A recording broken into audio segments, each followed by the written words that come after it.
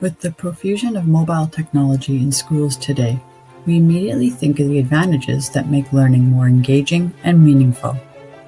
Mobile technology in the classroom starts to blur lines of technological uses for authentic learning and uses for entertainment and other purposes. I'm Sabrina Holat, and as a high school educator that's finding new ways to keep classes on the cutting edge, and as a Met student, I chose to highlight some negative effects of mobile technology in learning. I think this is important because mobile technology is here to stay, and perhaps we can forecast ways to mitigate some of these effects. Thus far, the majority of research available is tailored to the post-secondary level, but with high schools adopting BYOD models and changing school policies, more K-12 research is emerging. This video will inform viewers about digital distraction, the obstacles of digital distraction specifically from media multitasking, and some possible solutions. There are two sources of digital distraction that lead to distracted learning. Endogenous interruptions occur when a user's own thoughts float towards a device-related activity and stir a desire to use the device. Once engaged with the device, the user can become entangled in a series of unrelated tasks that have nothing to do with the initial goal. Exogenous interruptions occur from environmental signals that capture the user's attention, usually in the form of notifications. These distractions can also stem from being reminded that a task can be completed via a device or from observing others interacting with their device. Regardless of the type of distraction, they decrease a learner's ability to focus and perform well on the primary task at hand. Mobile devices pave way for users to multitask, and most students think they are brilliant at it because their mobile devices make it easy to do so. Psychology, cognitive science, and neuroscience all suggest that multitasking is harmful to the brain and its performance. The brain cannot do two complex tasks at the same time, only simple ones that are not competing for the same mental resources. Some negative effects and consequences of multitasking include overstimulating the brain, rewarding the brain for losing focus and searching for external stimulation, reducing cognitive performance, producing learning that is shallower than when doing schoolwork while being focused, learners understanding and remembering less because memory is impaired from divided attention during encoding, which makes our brains process and store information differently, experiencing more trouble transferring learning to new contexts, mental fatigue causing more mistakes from multiple mental threads, and assignments taking longer to complete because the distractions require a student to refamiliarize with the material every time they return to it.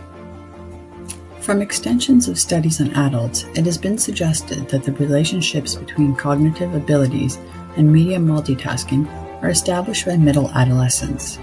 A reduction in focus on executive functions in the brain and an enlargement in focus to impulsiveness is causing a decrease in academic outcomes in youth.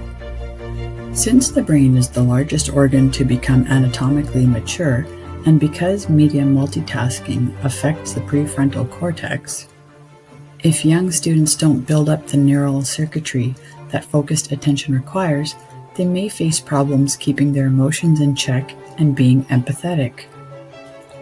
As they progress through school, students need interpersonal, intrapersonal, and problem-solving skills, all of which rely on understanding and managing emotions. Students must be able to focus attention to stay on task, sustain motivation, and handle the frustrations of sharing, learning, and communicating with peers. The continuous use of mobile technology is becoming a drawback almost as much as an advantage. Even when a student is not physically carrying out a task on a device, the distracted thought alone creates a lack of focus, which has adverse consequences. At the end of the day, these consequences lower academic performance and compromise attention skills that hinder adolescents managing their social, emotional well-being. So, what can be done to help mitigate these negative effects on cognition? You have probably already seen applications that encourage actions to be taken by mobile technology users to benefit their health.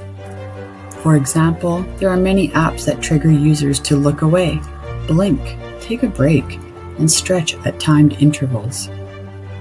It is important for adolescent users to practice their attention or focus skills. In a classroom setting, students could work 15 minutes uninterrupted and then enjoy a 2-minute tech break. The break will give them a chance to satisfy their cravings for digital communication. Students can slowly work on extending this time up to 45 minutes to help them stay on task. Bringing mindfulness practices into the curriculum isn't necessarily a new idea either.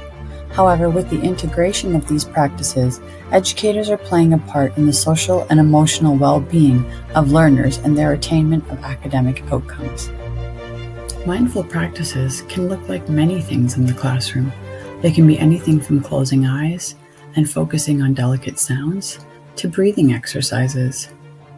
Looking into the future, mandated mindful practices may result in tapping into ideas from old classroom practice roots. You might see educators having their classes work through a stretching or yoga routine, or going on a walkabout.